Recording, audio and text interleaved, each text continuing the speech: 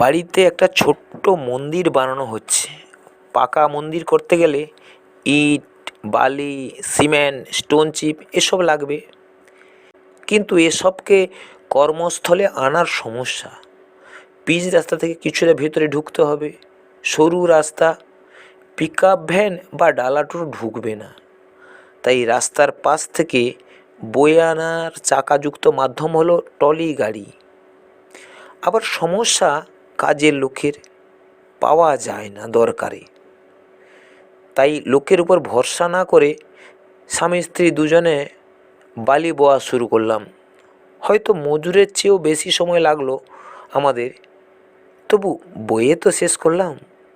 ঘরের কাজ, লজ্জা কিসের?